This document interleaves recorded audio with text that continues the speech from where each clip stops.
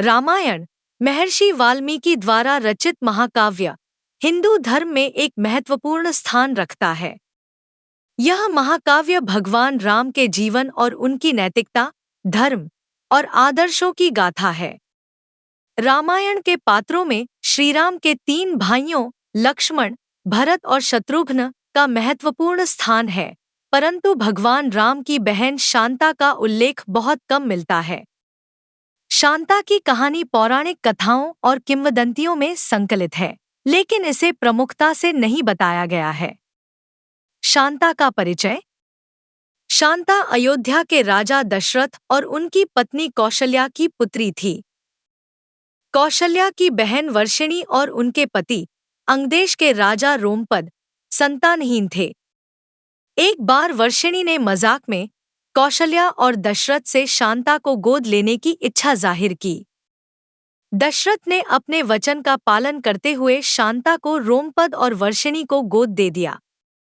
इस प्रकार शांता अंगदेश की राजकुमारी बन गई। शांता की शिक्षा और विवाह।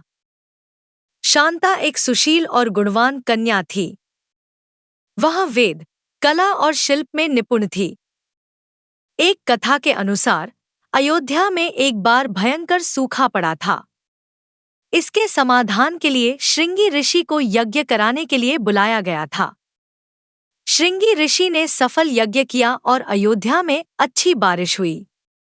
राजा दशरथ ने ऋषि को पुरस्कृत करने की इच्छा जताई और ऋषि ने शांता का हाथ मांग लिया।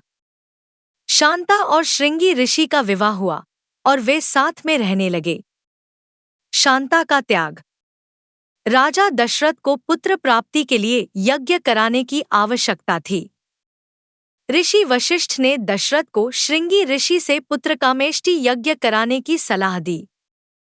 श्रृंगी ऋषि ने इस यज्ञ को करने से मना कर दिया, क्योंकि इससे उनके सारे पुण्य और तपस्या के प्रताप नगण्य हो जाएंगे।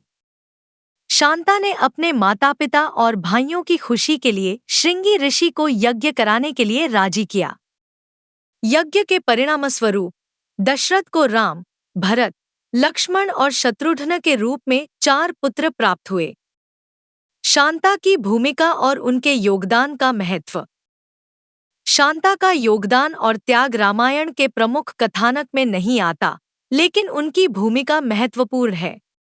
उन्होंने अपने भाइयों की खुशी के लिए अपना सर्वस्व त्याग दिया। शांता ने अपने परिवार के लिए जो त्याग किया, वह उनके चरित्र की महानता को दर्शाता है। शांता की पूजा और उनके सम्मान में मंदिर। श्रीराम की बहन शांता देवी की पूजा हिमाचल प्रदेश के कुल्लू जिले में होती है। कुल्लू से लगभग 50 किलोमीटर दूर श्रृंग ऋषि के मंदिर में देवी शांता की मूर्ति विराजित है। इस मंदिर में श्रृंग ऋषि और शांता देवी की साथ में पूजा होती है। यहाँ दशहरा का त्योहार बड़ी धूमधाम से मनाया जाता है। रामायण में शांता का उल्लेख क्यों नहीं मिलता?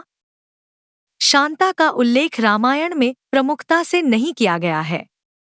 इसका कारण यह हो सकता है कि उनकी कहानी भगवान राम के जन्म और उनके जीवन की मुख्य घटनाओं से पहले की है।